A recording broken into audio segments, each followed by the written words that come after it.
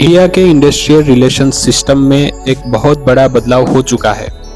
ऐसा बदलाव जो सीधा वर्कर्स, यूनियंस और कंपनीज तीनों को अफेक्ट करता है।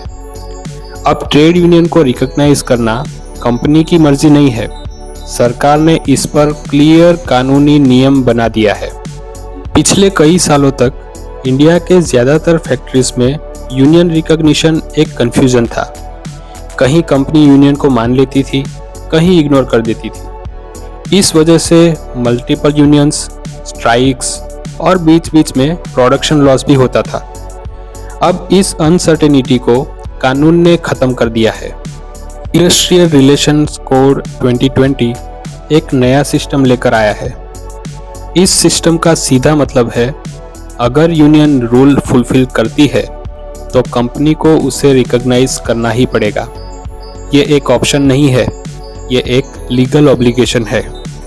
सबसे पहला और सबसे इम्पोर्टेंट रूल 51% का रूल। अगर किसी फैक्ट्री के 51% या उससे ज़्यादा वर्कर्स एक ही रजिस्टर्ड यूनियन के मेंबर है तो वही यूनियन अकेली नेगोशिएटिंग यूनियन बन जाएगी। इसका मतलब है कंपनी सिर्फ उसी यूनियन से बात करेगी, बाकी सब यूनियंस नेगोशिएशंस के बाहर हो जाती है।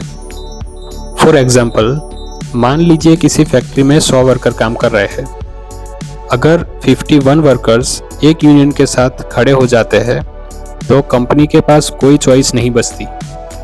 उस यूनियन को मानना कानूनी मजबूरी बन जाती है।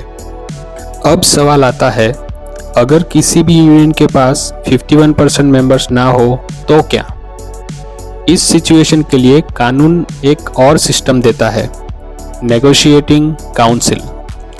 इस काउंसिल में सिर्फ वही यूनियंस बैठेंगी जिनके पास कम से कम 20% मेंबरशिप होगी।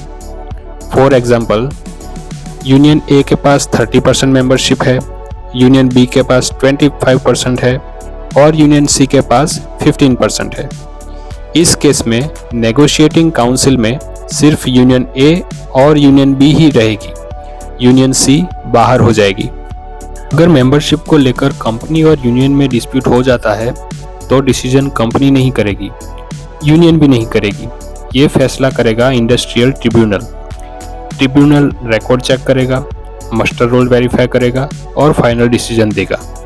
मान लीजिए अगर सारे रूल्स और क्राइटेरियाज फुलफिल होने के बाद भी कंपनी यूनियन को रिकॉग्नाइज करने से और नेगोशिएशन करने से मना कर दे तो ये माना जाता है अनफेयर लेबर प्रैक्टिस। इसका मतलब है कंपनी कानून तोड़ रही है।